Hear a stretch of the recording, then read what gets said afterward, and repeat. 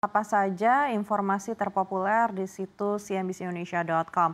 Yang pertama dari Ukraina, militer Ukraina menyatakan pasukannya telah mundur dari sebuah daerah di pinggiran Chasiv Yar di wilayah Donetsk bagian timur, yaitu sebuah kota yang strategis di mana pasukan Rusia baru-baru ini berhasil menguasai sebuah distrik. Pada Kamis 4 Juli, militer Ukraina mengonfirmasi bahwa mereka telah mundur dari distrik Kanal di kota tersebut dengan mengatakan bahwa musuh telah masuk, menghancurkan posisi para pembela dan mengancam kehidupan serta kesejahteraan para tentara mereka. Kementerian Pertahanan Rusia mengklaim pada Rabu pasukannya telah mengambil kendali distrik Novyi yang terletak di sebelah barat kanal Siversky Donetsk yang membelah bagian timur kota tersebut. Pasukan Rusia telah memusatkan perhatian pada Chasiv Yar, sebuah pusat militer yang dihargai karena lokasinya yang strategis dan tinggi selama beberapa bulan. Kota ini terletak tidak jauh dari barat Bakhmut yang direbut oleh Rusia tahun lalu setelah pertempuran selama 10 bulan yang sengit. Jatuhnya Chasiv Yar akan membahayakan kota-kota seperti Kramatorsk dan Sloviansk, mengganggu rute pasokan kritis Ukraina dan membawa Rusia lebih dekat ke tujuan yang dinyatakannya untuk merebut seluruh wilayah Donetsk.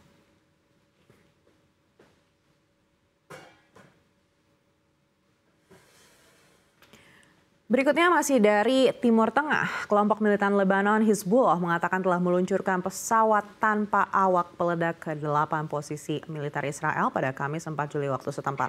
Kelompok itu juga menembakkan 200 roket dalam salah satu serangan terbesarnya. Hizbullah mengatakan serangan itu merupakan pembalasan atas serangan yang menewaskan salah satu komandan utamanya.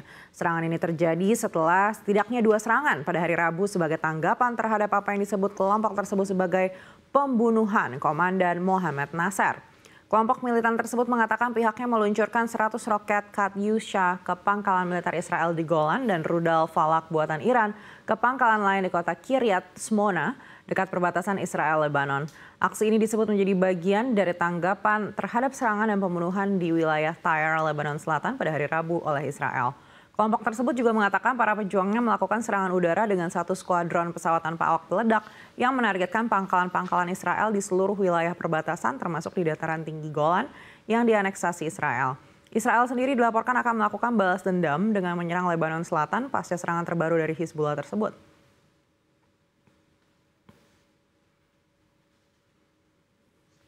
Kita beralih ke Inggris. Partai Buruh diperkirakan akan meraih kemenangan telak dalam pemilu Inggris menurut hasil survei exit poll yang dilakukan oleh sejumlah media utama di negeri Raja Charles seperti BBC, ITV, dan Sky. Berarti Perdana Menteri Inggris Rishi Sunak akan kehilangan jabatannya jika Partai Konservatif yang dipimpinnya kalah dalam pemilu.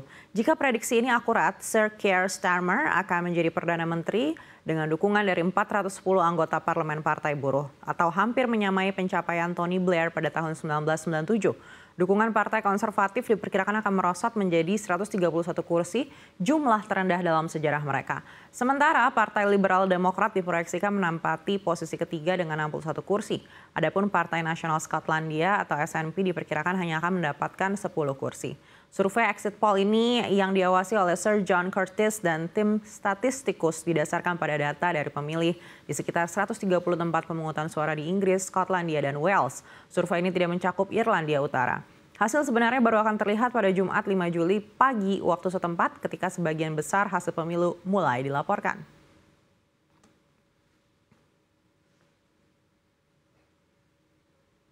Kita beralih ke dalam negeri.